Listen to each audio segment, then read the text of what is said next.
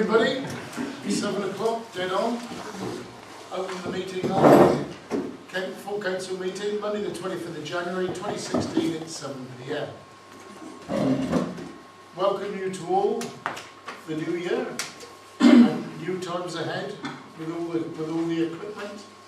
Hopefully you'll be able to see every document we explain and we look at. Some documents will be available to the public. So we'd like to receive members of the public participation, please. Yes, please. This is just about a planning application going in that you've got for 17 Kendall Park. It's for a complaint that was received regarding a fence, a shed, and reporting that we had removed the boundary and took some land adjacent to the property. This was unfounded. We had surveyors over, all agreed that we had planning for the fence, for the shed and everything else from Sanctuary. And now it's just for the planning to go through. It's no different than any other property up there that have got fences that they've put in, sheds that they've put in the garden, anything at all. There's no greenhouse. But no, I mean, you've got to have permission up there, which we weren't aware of, and nor was Sanctuary, so that's why we only went through Sanctuary at first to get written permission. And the complaint, I believe, comes from somebody that isn't a tenant at Kendall Park, isn't a tenant of Sanctuary, can't see the fence, can't see the shed, can't see our house, can't actually see Kendall Park, and didn't bother reporting any of the neighbours for anything similar that's already up there. And so you were totally unaware that this clause existed then, even Sanctuary? No idea whatsoever, nor was Sanctuary when we had a letter. I think at first it was in April. We didn't find out about it until September. And Sanctuary wasn't aware of it until they had heard from county saying that it's part of the, I think it's 106. Any councillor? No. Thank you very much. Oh, I did forget to say at the beginning as well that I don't want this recorded. I don't want my voice recorded. I don't want it put on YouTube or any other social media anywhere. So for that to be took out if you have recorded it, my voice and everything. That's aimed at Mr. Chairman, who's sat there recording right now. Talking to the village idiot. So That's enough, thank you, Councillor Fisher, otherwise I'll ask you to leave the room. okay. Any more public participation, please? Yes, just briefly, John, you know what it's about, I'm sure. It's to do with the illegal parking at the entrance to Battery Park. I've spoken to you already, so I'm just putting this to the council. Just urging the repeater sign to be placed at the entrance to Battery Park. Finally, Councillor Alliford to select a... Nice to meet you. We've spoken. Yeah. Thank you, Chairman. I think you're in receipt of an email. The whole of Polruan in the restricted zone has been mapped and all the signage checked. There were some issues on the legal traffic regulation order, which apparently can be quite easily rectified, that meant it quite difficult to, as you've experienced, to enforce in your case. That is with the parish council because there is some cost associated with that. Yeah. Not, well, significant enough for a small parish council, but that will resolve it so that everything can be enforced as you would want it to be. Good. You can, of course, if you're being obstructed from going into Battery Park, that becomes a police matter, but you have to actually be obstructed at that very moment. Now that seems quite trivial to call the police for that, but I think you should do it because it gets a log Yes. You get a log of that and it records that there is an issue there. Chairman, we have tried in a roundabout way to go through the building surveyor of the building works, because I think it's the builder that's actually parking there. Yes. And trying to, or contractors. or contractors. Yeah. So we've tried to go round in sort of a roundabout. It's like, no, come on, there's a car park there. Why are you doing this? And I think that worked for about 30 seconds. Exactly. Yeah. On a wider point, which was in my report, that I think we need to talk. I would like to open a discussion about Battery Park generally, about the state of the road in there, which is a private road. And there is a blueprint of something I did in Downs View in West Lune, very, very similar situation, an unadopted road, can't find the owner of it, it's in a terrible state. They did, through a bit of hard work, did bring all the residents together, and they have got a lovely new tarmac road that's in really good condition now, and they've set themselves up with a little management company, and they all put 50 quid a year in, I think, for future maintenance. So there is a way, I think, that could be addressed, but it's not an easy thing to do. Corralling all those residents, especially with so few and some of them actual residents. Most of them are holiday they may second not homes. live there, but I do have some legal facts and figures about that. It's about responsibility, and I call it's to do with frontages legislation. So I've done quite a bit of research that I think that I did in lieu that may well be helpful in Battery Park. Can I just confirm before you sit down? We get back to the signage. We will get a repeater sign at the entrance to Battery Park. I think that they've reviewed the entirety of the signage that is not correct, but it's down to the parish council to pay for it, if I'm honest. Yeah, and we've had a conversation about getting it mounted on a wall. That's right, yes. To make it cheaper. But I understand that's the next stage is we want to get the officer here to go walk about, because if you're going to do it, you want to make sure all the signs are right. But we're going to get them down here to walk it round with the parish council. So we'll put it in for the next meeting then? Yes. Flag it up for the next meeting? Yeah, on the agenda for the next meeting, and I'll make sure that we arrange a meeting before then. Okay. Right, Thank you very much. Thank you. Mr. Hill? Some time ago you put a very nice new seat up at the well. Yep. One of the concrete ends of the old seat is been ever since sitting on top of a scheduled ancient monument there. Doesn't look very nice, can't it? Well, I've asked Andreas to move it. He's obviously forgotten, and I shall remind him again. Right, I don't know who was responsible, but it doesn't look very nice. We could leave it and put it up as a fake Dame Barbara Hepworth sculpture to see if people point. But it does rather spoil the ancient monument. I agree with you, Mr. Hill. Right, any more questions, please? Yes. This is back to signage again, but do we not need a dead-end sign on the corner of St Saviour's Road and 4th Street? I keep meeting lorries who go down 4th Street and then they get stuck and then they have to back all the way up. And it sounds like a lot of people don't realise that they can't actually go anywhere down the bottom. And we might be a bit naive because I'm a newcomer here, but and you might discuss this over the years, but I think we need a dead-end sign on the corner there.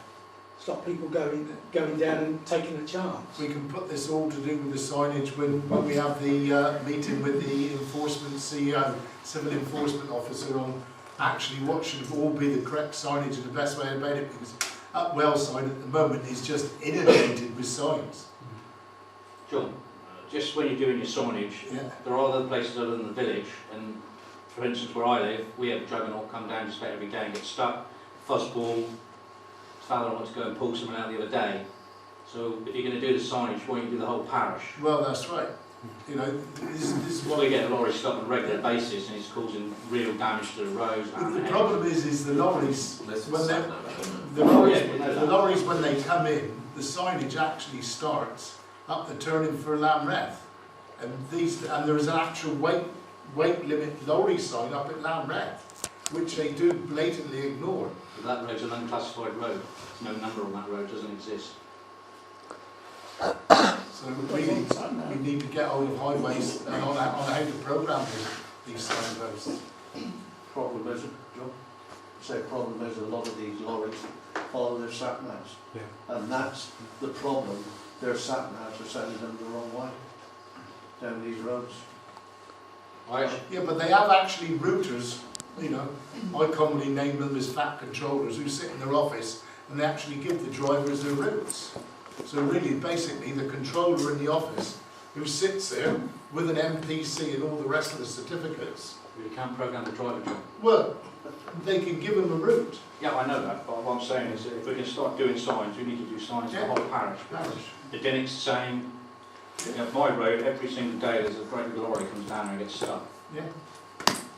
You know, people can't get up through, it's damaged all the hedges. If you drive up past our place, or really go down Fuzzball, just have a look at, just walk the lane, walk there today. The roads are all rotten away where the water's gone, and there's so many bits of lorries there, it's unbelievable. Well, the ambulances go down there and get stuck because they follow their sat nav for the shortest routes. Yes, please. Thank you, Chairman. Yeah, I appreciate what you're saying. I mean, I hear the same thing in Polperro. And there was a motion in Cornwall Council to lobby the Secretary of State for Transport to commission a proper sign for do not use your sat-navs, because one does not exist. So the way around this, you cannot put an unauthorised sign that's not within the transport manual for streets. If it's not in there, you can't use it. So the way around it, and what Lanteglos Parish Council have done, they put a big sign up on the bus shelter at the top of the village, Tony sat-nav, so off narrow streets. So you can only do that off the highway. So you could do an informal sign as a parish council, but it could not be on highways because it wouldn't be an authorised sign. Yeah, the road, like I said, the road from Lamret to Dinnick's an unclassified road anyway, isn't it? It's not actually driving along on sat nav, it's got no number. So could you do it at Lamret? No, it's still adopted highway, Chairman. So it got to be on like a common land, Yeah. or a village green, Yeah. or on a farmer's hedge. Well, what we could do, and we'll explore this with the highways manager, is there may be other signage. I think it was that there is a sign, a blue sign, unsuitable for lorries, or that there is alternative to no sat nav. There is a cost associated with that There is two because it's blue irritating. It's either side of the road that says Oh, that. it does You say still that. drive down it. Well, there's no legislation for idiots, is there? Really? No, well, I agree with that totally. But Yeah, I agree. it's just, Is there any way, because there can only be about 3 sat-nav mappers in the world, that county or thoughts passed to the government that a letter sent to these sat-nav mappers? I'm laughing because we've already tried that, and it was actually PC Libby, Helen Libby, who took it up on our behalf, particularly about lorries getting stuck on Cullen Hill in Polperro, and it's impenetrable. You just can't get there. And everybody's sat nav. I haven't updated mine for 6 months. Some don't pay for indefinite updating. I'm afraid it sounds sensible. It sounds the right thing to do, but we failed miserably. It's not to say that somebody else might not do a better job than us, but Helen Libby had a really good go at it, PC Helen Libby, when she was a police officer. It's not as straightforward as you might think. So the there only are way- lots and lots and lots of... The only way forward then really is to put up our own signage on private land. But you still need planning permission for your sign, John. of course you will. And if it isn't done in the right taste, I just think if you're looking at signs, you also want to look at the whole That's parish, right. not just Polperro. So we can have It's not on offer. an agenda item for the next meeting. So It is all becoming a our real- ideas for signs. Yeah, we're doing all the lanes, like, we're all getting a road in, down to Dinnick, down to Mixstowe. When you travel the country, you go up Wales, Gloucestershire, other small places, there are signs up saying sat navs are not usable, please switch them off. But they're informal signs, Yeah. gentlemen. But John, it also goes to show that I was down there once when someone in the village had stopped this guy with a two-wheel caravan and a big American truck and said, look, no, we're going down there. On he went. You know, and people, they do ignore you, Yes. you know, so, and they do ignore the sign, so you're always going to get a certain amount that's going to end up down at the end of it. They just totally ignore the signs. Yeah. So, yes, we're going to stop some of them, but you're never going to stop 100%. Yeah, 100% of it now. Right, We can try. next. Yeah. Any more questions from the public? So we're going to look at the signage. I'd like to say that Mrs Bartlett asked me to bring up again parking on Burns Meadow. Burns Meadow on the road. I know that we've visited this before, and I know that we sought solutions, but I'm bringing it to you. The other thing she wanted me to bring before the council was the state of the road just beyond Esser and the huge pothole that there is there.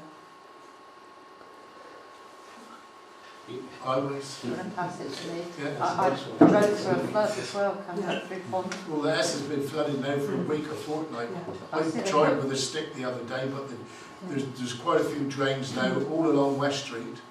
We need that drain clearing lorry in with its suction. Yeah, before the chairman, and they've been out and put up signs, just flooding. Yeah, the sign's up there, I saw, yeah. That drain at S has been a problem for years. You know, I think it's time Highways got their act together and actually put some filters in her, or add the old roadman, when the lorry's going along doing the roads, they just lift the filters. You've got them in the sewage systems up the Dinnick with the sewer cars. You've got a cage fitted in the sump, which is regularly lifted, and the filters is clean. They really need some kind of filter system that's easily lifted by a roadman, and then it's rinsed out, because all the time we have this rain, people say it's abnormal, but it's just steady over the years. These roads will flood up. It's all drains like it. I don't know whether Dunwell there, Yeah. there's a good 6-8 inches of water there. And if you go off towards Tremere, it's really bad over there as well. And the other bit is the potholes. You know, I'd say I don't think they've done a good enough job filling the potholes when they've done the roads, because all the same old potholes are opening up again. You know, really somebody needs to take Highways to task on their standards of workmanship on the roads. Would you like to collate a list of your gripes? There is a new highways, or new, last November, highways steward called Mark Brewster. He's taken over from Colin Lewis, who was here for donkey's years, and I will take them up on your behalf. Because If you can there email was a me chap who your... used to live in the village, used to repair roads up Kent, and he said there are modern adhesives available where they can fix these wet potholes. And also they trialled equipment down Falmouth 18 months ago, where no matter how much water's on the roads, they can dry out the potholes, adhesive, and in goes the tarmac, and job done. You know, we don't seem to have none of it up here. There's a particularly bad one, I don't know, just the other side of where you go down to Trabant Hill, there's between sort of, the other side of Lamb Ref, there was a big hole in the ground, and they fixed it. And then it went again, and I just drove past there this morning on the way to Plym, and they filled up one hole, but right about 2 foot further in there's another hole. Is So that by if you're going back to Bollard there, but if you go back there Kit's tonight. Nest? Sorry? Kit's Nest, is it called? No, it's on the main road to Lamb Oh, Ref. right, okay. Oh, that one, right, okay. You probably, if you come to the lane, you'll know. So they fixed one hole, and then that hole got even bigger. And I noticed this morning coming past where the big hole sort of being filled in, no more than a foot, 2 foot away. There's a hole about that big now. Make a list and I'll Is it start possible them. we could have the meeting, and one of us would walk round with the highway inspector? Should I do that then? Mark Brewster, Yeah. he's the highway steward, so he's the guy on the ground that corrals the gangs, and he's the person to speak to. Any more questions from members of the public, please? It's all done, money. It's just a letter to Peter Olaf and that about the car parking on the contractors up Meadow Close again. Yeah, and the other thing that's making it more difficult is the work that's being done on, is it Tim Clemens' garden? Yeah. That is actually creating a bit of disturbance as well because of the delivery of materials. So a letter to Peter Olaf stating they're causing a nuisance yet again. Olaf And Tim Clemens. and Tim Clemens. Yes.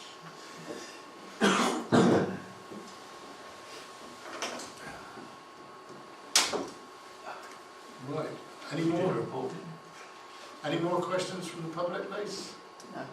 No. Can I just say in passing, I know that PCSO David Evans isn't here, but I met the other day Russ Hall, who is the Marine officer and is also a harbour commissioner. It was interesting what he was saying about marine crime. It's down considerably, and across, I think, South East, he said there have been 31 cases. Yeah. Interesting guy. Next item on the agenda, planning matters. Members will be asked to consider the following planning applications. That's the only one yours. That's the next one. Planning application PA 15/1131. As talked by Mrs. Fisher, proposed extension of one window fence with gates protecting the shed, location 17 Kendall Park, 40. This will be in retrospective, as the client did not know this order was in force. And I take it the same might have to go through all the rest of the sheds is up there. I fail to see how this site's been particularly singled out to have enforcement action taken against it. So we might have this come out with every house. Well, one can only assume, because they obviously, anybody who has a shed on or wooden fence on this property, on this housing association site, should have to comply with this regulation. So we have to send them all out, so they have to rip it all down, do we? Well, what's the decision of the council? I don't know where we stand with that, do we? Well, nor do I really. We only are just to approve the one application. Well, I've actually haven't got a problem with it, but obviously someone has. Yeah. You know, I just wondered in planning law if there's ever such a thing as we could take this one as a block plan application for the whole of the site and it's done with. Is that possible? No. Or are we going to wait for the enforcement officer to be notified that everybody up there's got to have submit these planning applications and waste everybody's time? I think it all depends who you are up there actually, so It couldn't be done through the house, sanctuary house. anyway, I propose we accept it, John. Second, Yeah, I'll please. second Show of hands, please. Right, purchase of an A3 printer. Members are asked to consider the purchase of an A3 printer that is compatible to an Apple computer. This will then complete our refurbishment of computerised equipment for the future. The reason being that for an updated printer is the cart printer is quite old, and we really need a printer that's compatible with our machine. With the A3 capability, if we wish to refer back, if councillors wish to see the original A3 drawing of the plans, which is a bit awkward to read, then this gives you the ability to print in A3 and highlight the plans for simple reading. So there's a list of them. I put A4 printers on as well, just in case people thought. Basically, they're all the same price. You can go from £49. I went up to £200. I thought that seemed more than adequate for what we will be printing, and the same there from £69 up to £200. All scanning, all printing, all doing everything that printers do now. Do we buy something, you know, that fits our So, well, computer? I would agree with, so firstly I think A3, because if anyone wants anything bigger printed for a plan, or, you know, when we do the public rights of way contract, all the maps need to be printed bigger, don't they? So it's worthwhile to basically pick, or agree a figure to go to at the very least. Yeah. Basically, I've seen for £200 we can get an A3 printer with a scanner. You can get A3 printers but without a scanner, and you can get A3 printers with a fax. All three of those got scanners. And I just can't see the point of buying a machine with fax on it. You know, it's lost its... So really, it basically is to approve a budget. You could say, approve a budget of £250, and Adrian, the one Adrian's seen, is the same as what's in his office up in Lostwithiel, which is more than suitable. Well, yeah, And it's compatible with Apple. Yeah, so that's the thing, they all need that AirPrint, Apple AirPrint option. There are other ways around it, but it gets needlessly complicated for printing. So all we need is a printer with a scanner. So set a budget of £200. I wouldn't say, you know, go up to £200 and then You get more, get you spend on something the in the better middle quality of machine you get, so So you need Vic it. says 200, I would say 250, but with the councillors, up to you to make a proposal. Well, so I think £200 is going to easily do it and be a sensible. Well, I'll propose a £200 budget. Show of hands. Next thing is, do we leave it to Adrian to sort it out? Yes, we do, yeah, no problem.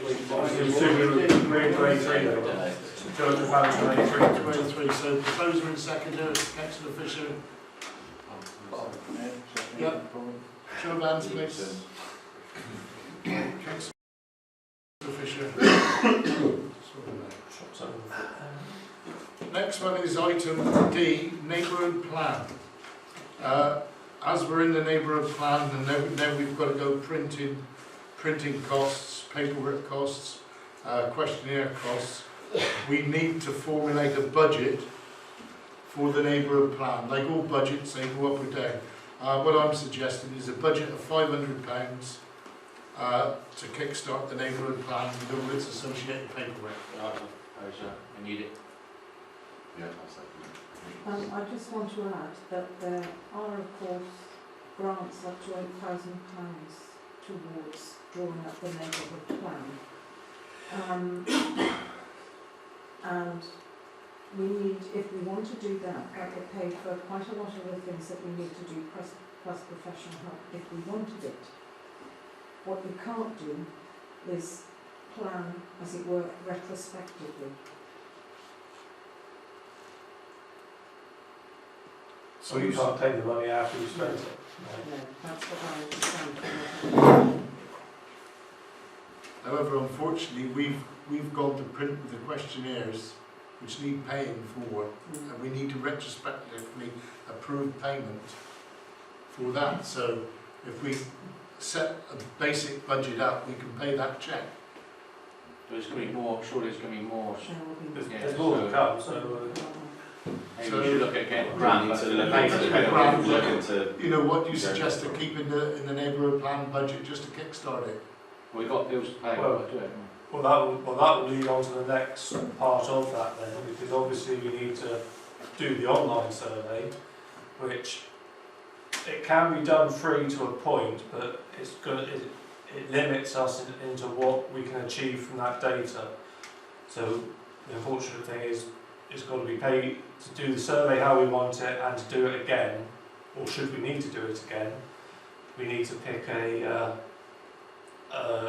company to go with. So SurveyMonkey seem to be the Robin Swines. They want for their what's that gold pack in the middle there is £25 a month, which or £300 up front for the whole year, which is extortionate.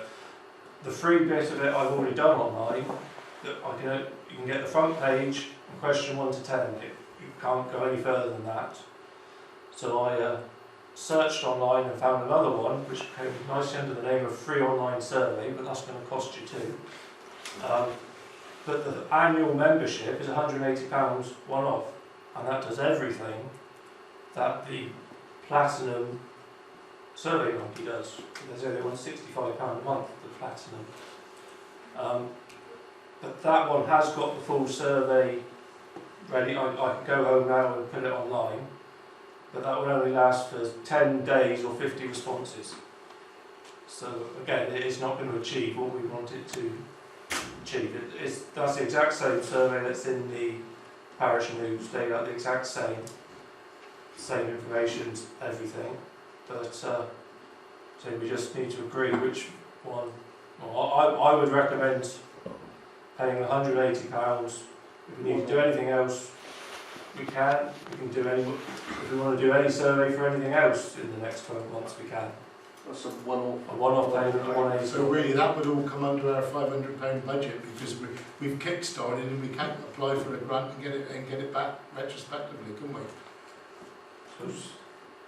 But if you're going to do more surveys, for example, in the future, then yes, the grant might well cover those. Cover that. Because that isn't retrospective. No.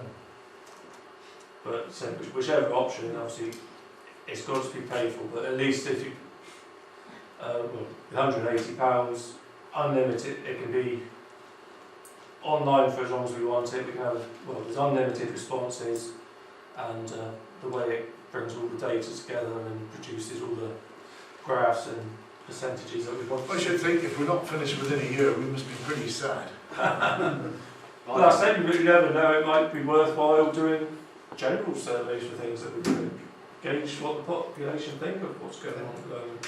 I mean, more people are doing stuff online, and at the end of the day, we want to get this right, and we want more people involved with it. So for £180, I think it's pretty good value. So we go for we've got to pay the bill for the questionnaire to go into parish news. And it's also online. It's going to be done And properly. online. No one can complain that we didn't do it properly because we've had it properly. So £500 would cover both expenses. Yeah. And we can carry on going forward. Meanwhile, if we're going to incur any larger expenses, we can look at applying for grants. We would apply for a grant anyway. Yeah. We don't know what was going to involve yet, do we? You've got the forms for applying for the grant. Yes, it's all done online. There are 2 stages to that. The first thing is to complete an expression of interest form, and that establishes what type of support we want. We're not going to need technical support because we're not a parish with complex issues. Then once we've drawn up the plan, there's a deadline, but it's a rolling deadline. But as I understand it from this, and I need to do more research on it, the work has to be completed within 6 months or the end of the calendar year. So do you want me to go ahead and do that? Would make sense. Would make sense, yeah, proceed on both fronts. Okay. So can we have a proposer and a seconder for setting the budget for the cost of formulating the neighbourhood plan and incorporating in it for I propose a plan budget for the grant. We didn't vote on it, did we? No. No, so we can vote on it, please, show of hands. And also for Councillor Moore to proceed to apply for the grant. So it's the expression of interest. And I don't know how long it takes them to say yes, you can go ahead. So take it from there.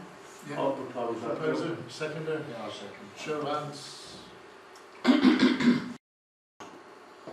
Right, next is closed session. In the view of special confidential nature of the business about to be transacted with regard to the local contract, it is advisable in the public interest that the press and public be excluded and they are instructed to withdraw. Thank you very much, ladies and gentlemen.